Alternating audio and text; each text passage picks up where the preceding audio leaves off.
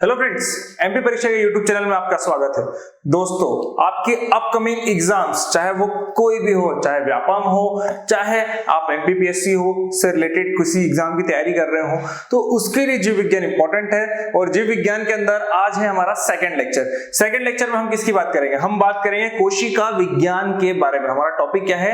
कोशिका विज्ञान। हम सेल्स के बारे में आज स्टडी करेंगे। दोस्तों, कभी आपने हमारा चैनल अभी तक सब्सक्राइब नहीं किया है तो सब्सक्राइब बटन को दबा दीजिए, साथ साथ में बेल आइकॉन में बता दीजिए। क्यों? क्योंकि कभी भी लेक्चर डाउनलोड होगा या डलेगा तो आपको नोटिफिकेशन आ जाएगा। ठीक है दोस्तों, तो अपकमिंग एग्जाम से लेकर अपकमिंग तैयारी के लिए सभी चीजों के नोटिफिकेशन आपको यहाँ पे बहुत अच्छे से मिलेंगे दोस्तों। तो चलिए शुरू करते हैं आज का ये लेक्चर। दोस्तों, आज हम बात कर रहे हैं कोशिका विज्ञान की। अब कोशिका विज्ञान क्या है, किस तरीके से, ठीक है, सेल्स के बारे में इंफॉर्मेशन लेनी है, पर उसके पहले क्या चीज आएगी? जीव द्रव्य के बारे में हम बात करेंगे। अब जीव द्रव्य क्या है? इसकी जो खोज है किसने की थी? इसकी खोज जो है पुरकेंजी ने की थी। ठीक है, 1839 में इसने इसकी खोज या नामकरण किया। ठीक है, इसका नामकरण किया। ठीक है, जीव द्रव्य जो है दो चीजों से मिलकर बना होता है, कोशिका द्रव्य और इसमें होता है केंद्रक द्रव्य। कोशिका द्रव्य की बात करें दोस्तों, तो मान लीजिए मैंने एक सेल बनाया है, कोशिका बनाई है। अब जो आपको कोशिका द्रव्य है वो हमेशा कोशिका झिल्ली, ये बाहर वाली परत को आप झिल्ली मान लीजिए, और जो सेंटर वाली जगह है उसको कोशिका केंद्रक मान लीजिए। क्या मानना है हमें? बाहर वाली झिल्ली को कोशिका झिल्ली, ठीक है, और अंदर जो सेंटर में है उसे कोशिका केंद्रक मानना है। इन दोनों के मध्य में होता है कोशिका द्रव्य। ठीक है, ओके, लेट्स आगे बढ़ते हैं। तो सर केंद्रिक द्रव्य क्या होता है? तो केंद्रिक द्रव्य क्या होता है? जो केंद्र में, ठीक है, जो केंद्रक है उसके अंदर जो द्रव्य होता है, मान लीजिए ये हमने यहां पर भी केंद्रक बनाया है, कोशिका केंद्रक बनाया है, इसके अंदर जो लिक्विड होगा उसे आप क्या कहेंगे? उसे आप कहेंगे केंद्रक द्रव्य। ठीक है, तो ये हो गया हमारा यहाँ पे कि जीव द्रव्य जो है उसके दो भाग होते हैं। दो भाग कौन कौन से? कोशिका द्रव्य और केंद्रिक द्रव्य। ठीक है, बाकी बात करें तो जीव द्रव्य जो होता है वो 80% तक जल का बना होता है। ठीक है, इसके अलावा बात करें कि 99% तक जीव द्रव्य में होता क्या है, तो जीव द्रव्य में ऑक्सीजन होता है 76%, कार्बन डाइऑक्साइड होता है 10.5%, हाइड्रोजन होता है 10% और नाइट्रोजन होता है 2.5%। तो ये जो है हमें ध्यान में रखने वाली चीज है। ठीक है, तो फ्रेंड्स आगे चलते हैं, आगे बात करते हैं हम लोग जीव द्रव्य के बाद में आएगा कोशिका की बात करें तो ये सबसे छोटी सेल, सबसे छोटी जो है आपकी कार्यात्मक और संरचनात्मक इकाई होती है। मतलब शरीर में, किसी भी जीव के शरीर में सबसे छोटी इकाई क्या होती है? आप सीधे से 4 ऑप्शन आएंगे तो आप किसके साथ जाएंगे? सेल या फिर कोशिका के साथ जाएंगे।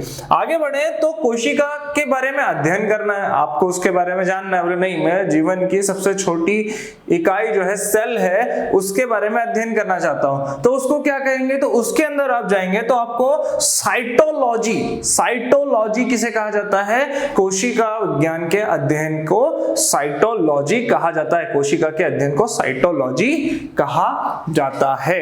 ठीक है, हमने कल बहुत सारे देखे कि भैया विज्ञान में देखो तो बहुत सारे भाग होते जाते हैं, और विज्ञान में बचपन से हमारे साथ में एक समस्या है कि नाम बड़े बड़े अजीब होते हैं, चाहे साइंटिस्ट हो चाहे कोई भी चीज हो, उनको याद करना थोड़ा कठिन काम होता है। तो हम याद करने वाला काम भी करेंगे दोस्तों। याद करिए, आपको मुख्य चीजें जो हैं वो याद रखनी पड़ेंगी। जैसे कि कोशिका हो गया, जैसे हमने कल के दिन जनकों की बात करी थी, तो ये जो जितने भी जनक थे उनके भी आपको नाम याद होने चाहिए। ठीक है, अभी आप मुझे बताइए कि आधुनिक वर्गीकरण के पिता कौन है? मैंने आपको कल लेक्चर में बताया था, आपको याद है तो आप मेरे को कमेंट में अब भी हाल आंसर करें। ठीक है, चलिए आगे बढ़ते हैं। रॉबर्ट हुक ने जो है इसकी खोज की, नामकरण किया कब? 1665 में किया दोस्तों, ठीक है। कब किया? 1665 में। ये एक अंग्रेज थे, ब्रिटिश थे, ठीक है, ये अंग्रेज थे, ध्यान रखिए। उसके बाद में बात करें तो माइक्रोप्लाज्म गैलीसेप्टिकमा, ठीक है, ये सबसे छोटा सेल होता है। क्या होता है दोस्तों? ये सबसे छोटा सेल होता है, सबसे छोटा सेल होता है, ठीक है। नाम ध्यान रखिए, मैं सिर्फ आपको इंपॉर्टेंट चीज बता रहा हूं, चाहे क्योंकि ये वनडे एग्जाम और साथ ही साथ में आपके प्रीलिम्स में आपसे डायरेक्ट क्वेश्चन पूछे जाते हैं, ज्यादा घुमाते नहीं। क्यों? क्योंकि आपको 10th तक का आपसे साइंस चाहिए, उनको आपको आपकी रिसर्च नहीं चाहिए, ठीक है। तो आपको टिल चीजें याद रखनी है, जैसे कि माइकोप्लाज्मा गैलीसेप्टिकमा क्या है, ठीक है। फिर आपको 4 ऑप्शन दे दिए, ठीक है, उसमें आपको चूज करना है कि सबसे छोटा सेल है। इसके बाद में बात करें कि सबसे लंबी कोशिका तंत्र की होती है, ठीक है। सबसे लंबी कोशिका किसकी होती है दोस्तों? कोशिका तंत्र की होती है। इसको भी आपको ध्यान में रखना है, ये फेवरेट क्वेश्चन है, बहुत बार पूछा गया है, ठीक है, तो इसको भी आप ध्यान रखेंगे, ठीक है दोस्तों। चलिए आगे बढ़ते हैं। आगे बात करें दोस्तों तो एक नोट है कि भैया सबसे बड़ी कोशिका किसकी है? तो सबसे बड़ी कोशिका शुतुरमुर्ग के अंडे की होती है, ठीक है। स्टार बना के नोट में साइड में लिख लीजिए कि सबसे बड़ी कोशिका किसकी होती है? शुतुरमुर्ग के अंडे की होती है, ठीक है दोस्तों। आगे चलते हैं, आगे बात करेंगे कि कोशिका सिद्धांत का प्रतिपादन जो है सेलाइडेन, ठीक है, सिद्धांत का प्रतिपादन स्लाइडेन एंड श्वान ने किया था। यस,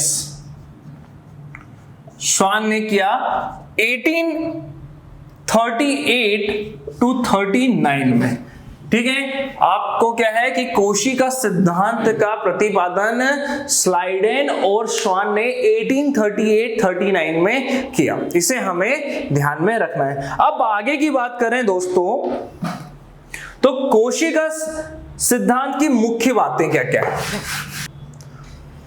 ठीक है दोस्तों। तो कोशिका सिद्धांत की मुख्य बातें क्या है? कोशिका सिद्धांत की मुख्य बातें इस तरीके से कि प्रत्येक जीव की उत्पत्ति, यहां लिख देता हूं मैं, प्रत्येक जीव की उत्पत्ति कोशिका से होती है, की उत्पत्ति कोशिका से होती है। किससे होती है? कोशिका से होती है, ठीक है। शरीर जो है दोस्तों एक और अनेक कोशिकाओं से मिलकर बना होता है। शरीर एक और अनेक कोशिकाओं से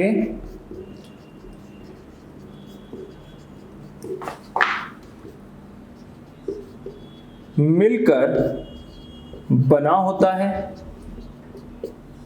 ठीक है, बना होता है। इसके अलावा बात करें दोस्तों कि कोशिका एक स्वाधीन इकाई है, ठीक है, तथापि सभी कोशिकाएं मिलकर काम करती है।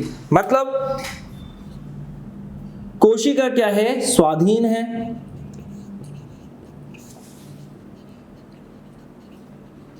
स्वाधीन है, और ये सभी कोशिकाएं, जैसे मेरी बॉडी में बहुत सारी कोशिकाएं, फिंगर के लिए अलग कोशिकाएं हैं, आंखों के लिए अलग है, होठों के लिए, लिप्स और माउथ के लिए अलग अलग कोशिकाएं हैं, और ये सारी की सारी मिलके काम कर रही है, ठीक है, और ये सारी की सारी मिलके काम कर रही है, तो मैं आपको चीजें डिलीवर कर पा रहा हूं। तो स्वाधीन इकाई है, पर है सब अपने आप में स्वाधीन, ठीक है, और ये स्वतंत्र है, मतलब, ठीक है, और ये सब क्या होती है? एक साथ मिलकर कार्य करती है।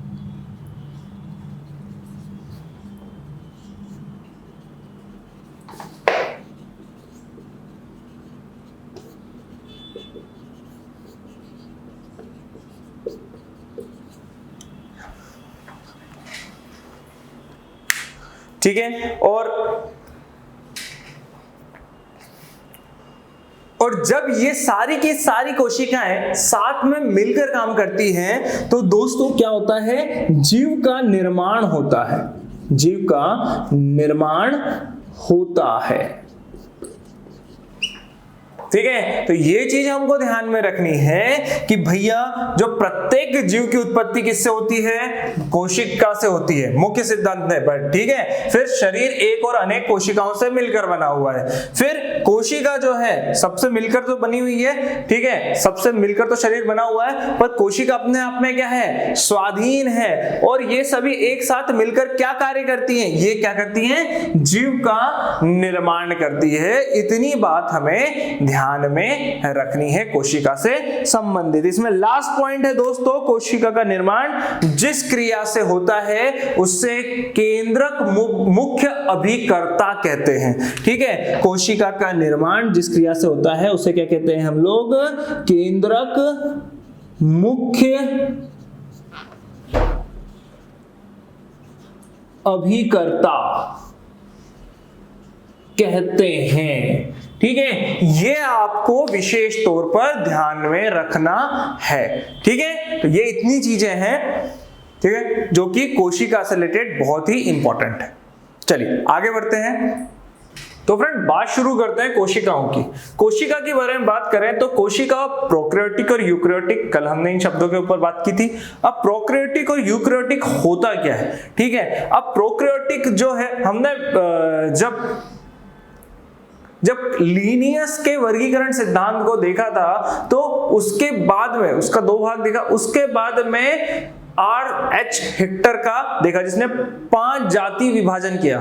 उसमें हम लोगों ने प्रोकैरियोटिक और यूकैरियोटिक शब्दों के नाम सुने। अब इन शब्दों की जब बात होती है तो ये प्रोकैरियोटिक और यूकैरियोटिक होते क्या हैं, ठीक है। अब प्रोकैरियोटिक में क्या होता है, हिस्टोन प्रोटीन नहीं होता है, ठीक है, जिसके कारण क्रोमेटिन नहीं बन पाता है, ठीक है, किसके अंदर, प्रोकैरियोटिक। इसके बाद में बात करें, इसमें केवल डीएनए का सूत्र ही गुणसूत्र के रूप में रहता है, सिर्फ डीएनए रहता है, वो भी गुणसूत्र के रूप में रहता है, ठीक है। अन्य कोई आवरण जो है प्रोकैरियोटिक में नहीं पाए जाते हैं। केंद्रक नाम का कोई विकास कोशिकांग नहीं होता है, ठीक है। केंद्रक नाम का किसी प्रकार का कोई विकास जो है इसमें नहीं होता है, ठीक है। और वही हम बात करें यूकैरियोटिक की, तो यूकैरियोटिक में दोहरी झिल्ली से घिरा हुआ एक सुस्पष्ट केंद्रक होता है, ठीक है। अब केंद्रक है तो बहुत सारी चीजें होंगी, जैसे कि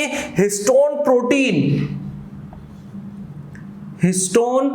प्रोटीन यहां क्या कर रहा था, हिस्टोन प्रोटीन नहीं होता है, इसमें हिस्टोन प्रोटीन होता है, जिसके कारण क्रोमोटिन नहीं बनता है, और यहां पर क्या होता है, क्रोमोटिन बनता है दोस्तों।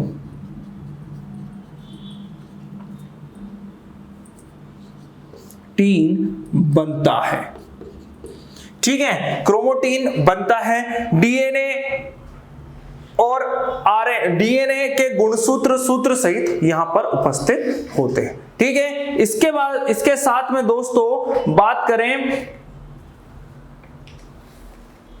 कि क्या क्या चीजें जो हैं, ठीक है, इसके बाद में आगे हम बात करें तो क्या क्या चीजें जो हैं वो आपके प्रोकैरियोटिक और यूकैरियोटिक में होती है और नहीं होती, ठीक है। चलिए आगे बढ़ते हैं।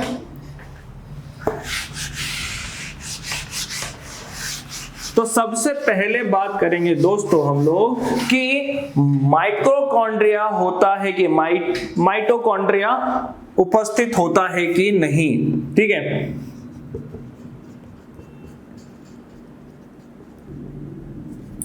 कॉन्ड्रिया,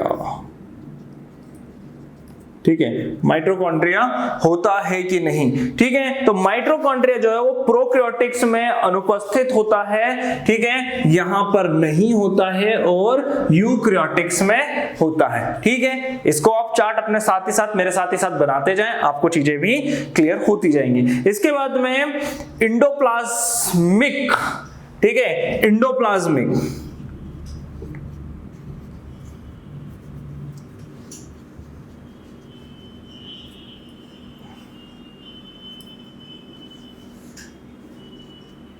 इंडोप्लाज्मिक इसमें अनुपस्थित नहीं होता है, यूकैरियोटिक्स में उपस्थित होता है, ठीक है। इसके बाद में बात करें दोस्तों तो राइबोसोम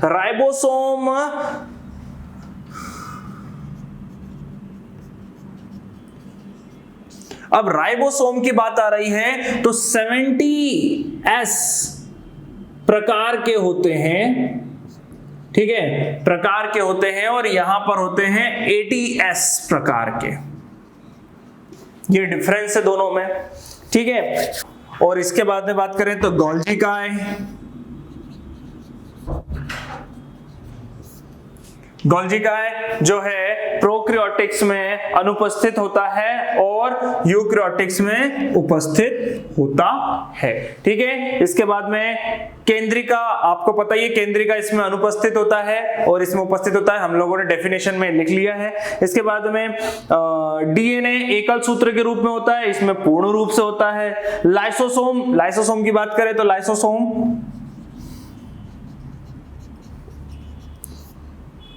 लाइसोसोम इसमें अनुपस्थित होता है, इसमें उपस्थित होता है, ठीक है। आगे बढ़े दोस्तों, तो केंद्रक झिल्ली, तो केंद्रक झिल्ली,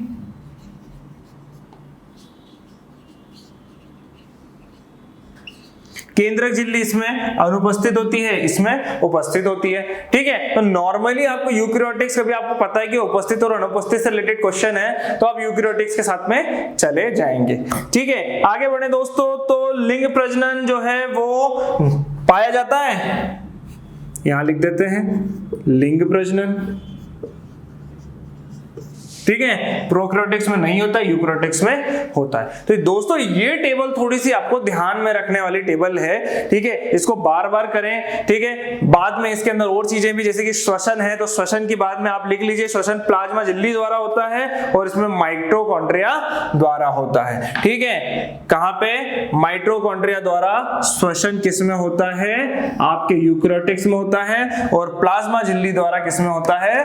प्रोकैरियोटिक्स में होता है। ये इतनी चीजें जो है आपको बहुत मदद देने वाली है। इसके बाद में बात करें दोस्तों, तो कल एक चीज जो है हम लोगों ने नहीं डिस्कस की थी लास्ट में, जो कि नामकरण था। कैलिनियस लीनियस ने क्या करा था? सभी जीवों का साइंटिफिक नामकरण किया, ठीक है। उनके कुछ नाम मैं यहां लिख देता हूं, आप मुझे कमेंट में बताइएगा कि किसका नाम जो है वो क्या रहा है, ठीक है। चलिए, तो सबसे पहले बताइए कि लीनियस ने सबके साइंटिफिक नाम दिए, तो उसमें मनुष्य का नाम क्या था?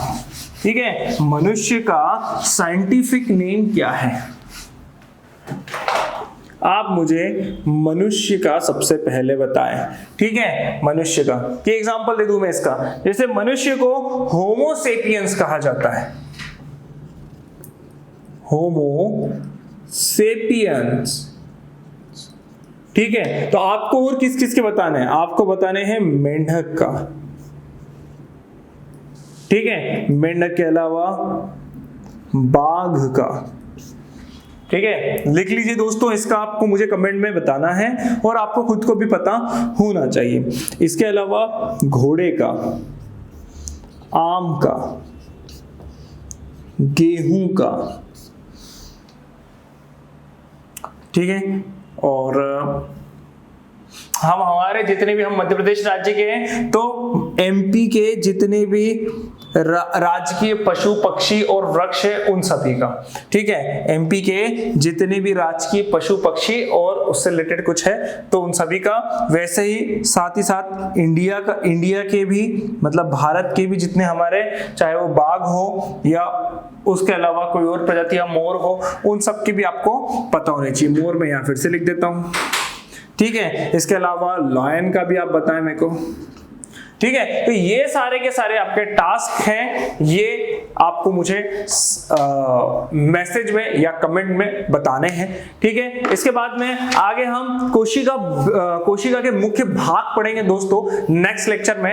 ये लेक्चर यहीं तक है। इसमें हम लोगों ने आज हमने क्या क्या कर लिया? आज हम लोगों ने कोशिका विज्ञान में जीव द्रव्य समझ लिया है, जीव द्रव्य कैसे, कहां और क्या पाया जाता है, इसके बारे में बात कर ली। इसके बाद में बात करें दोस्तों तो कोशिका के बारे में बात कर ली है। कोशिका की बात करें तो कोशिका वर्ड कहां से आया, कोशिका सिद्धांत कहां है, क्या है, कोशिका का सिद्धांत का प्रतिपादन किसने किया, ठीक है, नामकरण किसने किया वो तो ठीक है, कोशिका का सिद्धांत का प्रतिपादन किसने किया ये भी हमने बताया, उसके सिद्धांत के अंदर बातें क्या क्या है वो भी हमने बात करी। इसके बाद में हमने क्या देखा दोस्तों कि कोशिका के भाग कौन कौन से होते हैं, तो हमने 2 भागों के ऊपर बात करी, ठीक है, और उन भागों का यूज क्या क्या है, जैसे कि बहुत बार पूछा जाता है प्रोकैरियोटिक्स और यूकैरियोटिक्स के बारे में, फिर वो बताया। और एक लास्ट में आपको एक छोटा सा एग्जांपल जो कि लिनियस ने सभी कैरोलिनस लिनियस ने सभी जो जीव हैं उनके साइंटिफिक नाम डाले थे, जीव और वनस्पतियों के, उन साइंटिफिक नामों के ऊपर छोटी सी एक चर्चा, जो कि आपको मैंने बताया कि आपको किस तरीके से उनके साइंटिफिक नेम याद होने चाहिए, स्पेशली जो कि बहुत ज्यादा मेन है, जो आप बहुत देखते हैं, जैसे कि मध्य प्रदेश का राजकीय वृक्ष वट वृक्ष है, उसका नाम, ठीक है। उसी के अलावा मध्य प्रदेश में सबसे ज्यादा पाया जाने वाला कौन सा वृक्ष है, सागौन है, तो सागौन का साइंटिफिक नेम आपको पता होना चाहिए, पता है तो मुझे कमेंट में बताइए, ठीक है। आपको बहुत ही अच्छा प्राइज मिलेगा व्यापम, पीईबी या फिर एमपीपीएससी की तरफ से, क्योंकि आपको मुझसे नहीं उनसे प्राइज चाहिए, एक जॉब चाहिए बहुत अच्छा वाला, ठीक है। तो दोस्तों आज के लिए इतना ही, कल के दिन हम लोग देखेंगे कोशिकाओं के अलग अलग भाग, जैसे कोशिका भित्ति क्या होती है, कोशिका झिल्ली क्या होती है। तो यहीं चलिए समाप्त करते हैं आज का लेक्चर, कल फिर मुलाकात होगी। जय हिंद, जय भारत। दोस्तों ऐसी और वीडियोस के लिए अभी सब्सक्राइब कीजिए एमपी परीक्षा चैनल को और बेल आइकन दबाना ना भूलें। और अगर आप किसी भी एग्ज़ाम की तैयारी कर रहे हैं तो अभी डाउनलोड करें परीक्षा ऐप।